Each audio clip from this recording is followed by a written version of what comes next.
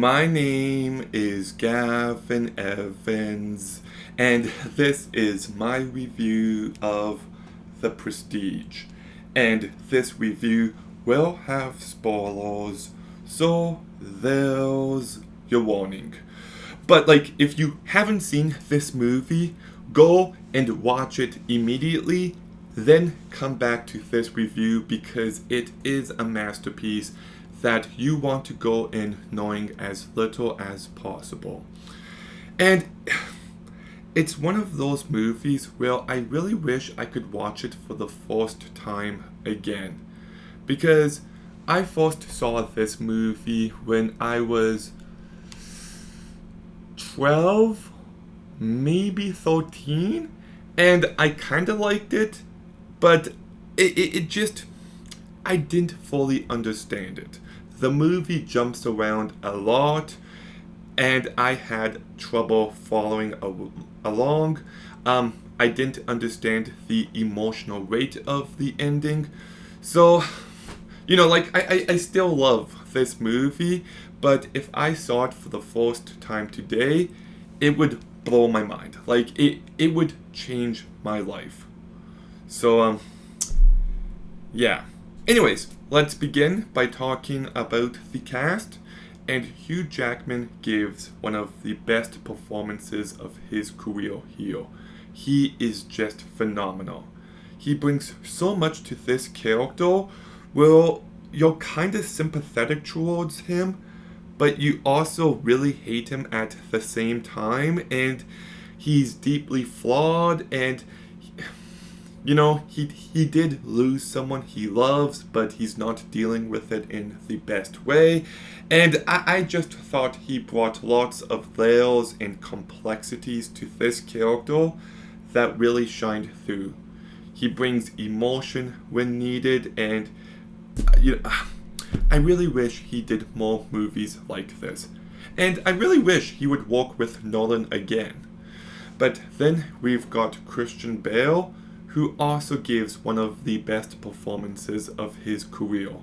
We've got American Psycho, the Dark Knight movies, then probably this one. He is terrific. And I like how he's kinda the good guy, but he's also a real selfish asshole, and he's deeply flawed, and there's obviously lots of layers to this character, and when you watch this movie on repeat, you pick up on those subtle details so much more, and it's just truly incredible work. You know what? Actually, I think this is my favorite performance of his.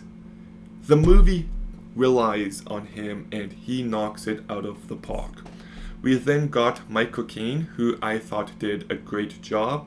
I kind of like how he's on Hugh Jackman's side for most of this movie, but by the end, he starts to really hate the person he's become, and I thought he brought some emotional depth, he brought some complexity, he really stood out.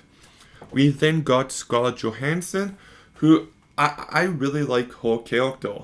I like how loyal and committed she is to Robert, but then he pushes her away and she falls in love with Alfred, and I just thought there was some real complexity, and I really liked what she brought to this movie. We've got Rebecca Hall, who plays a really tragic character. She falls in love with this man, and she thinks she understands him, and as she starts to realize who he really is, it just destroys her, and she brought some real emotional weight here. Then we've got Piper Perabo, who I do like. She's just not in the movie all too much. Andy Serkis, it's always nice to see him in a movie like this, and I thought he stood out in his minimal screen time. And we've got David Bowie himself playing Tesla, and I thought he did a pretty good job. So this movie is incredibly well acted, and I love how much depth these characters have. Like, first, you've got Robert Engel, who is just this man obsessed with Alfred. He's always trying to understand how he does his tricks, and he won't take a simple answer. He always thinks there's more to it, and how this obsession just tears him apart. And I think it's really fitting for some of his tricks, he has to kill a version of himself, and it just shows how self-destructive this guy is. He pushes everyone he cares about away from him. But then we've got Alfred, who he's just a selfish asshole. He sacrifices everything and everyone for this trick. And yes, it's a great trick, but he loses everyone else in the process as well. So really, we've got a movie here about how obsession and the willing to sacrifice can ruin our lives. It's a movie about self-destruction, and it's also a movie about how people try to disguise selfishness as something noble. And it really does have a lot going on, and it's just brilliant because you've got two very compelling characters who are both very bad people, and there's just different levels to it. And when we get to the ending of this movie, where we find out that Alfred and, oh, what's his name? Falcone? Oh. How Alfred and Fallon are the same person, it's actually mind-blowing. Like, on a repeat viewing, it's so obvious, but that first watch, it did blow my mind. And like, you've got a story here about a man whose goal in life is to trick people and to deceive them just so he can be considered the greatest.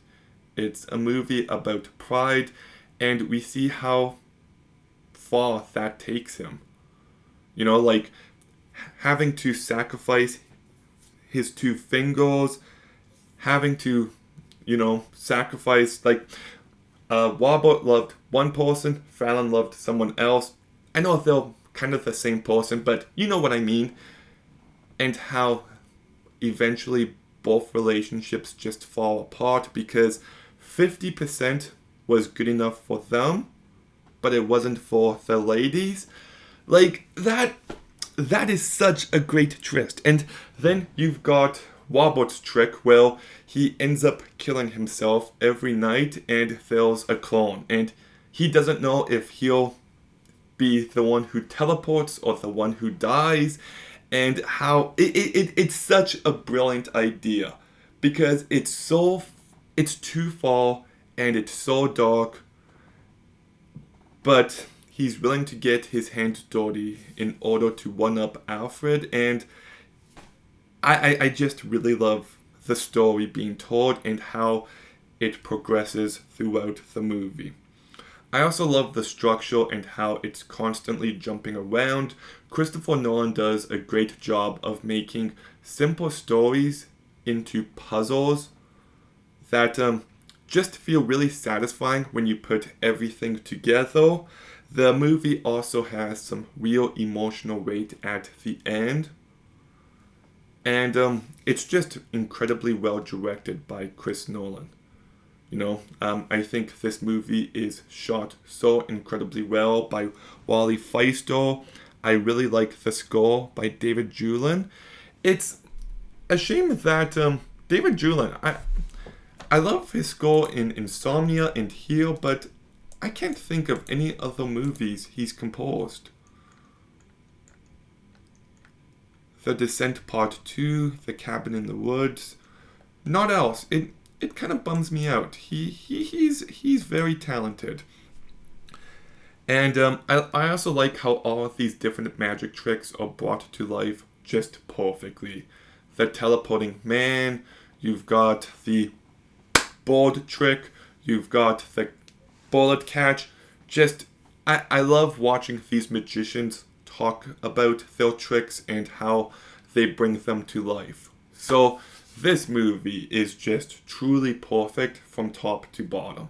It is a masterpiece. It's so compelling with complex layered characters.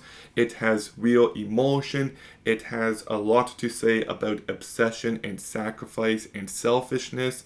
The performances are just terrific. It's incredibly well put together by Nolan.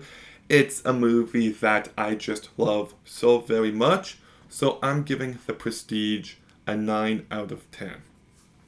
It's so good. It's just, man, I just love this movie so very much. And, I know people love it, but I still kind of find it to be underrated. But, yeah, it's so good. I feel like people online know about this movie, but not many people I know in my real life. So, yeah. Anyways, The Prestige. Have you seen it? What did you think? Let me know in the comments down below. Make sure you like, comment, subscribe. Stay tuned for more videos soon. And Gavin out.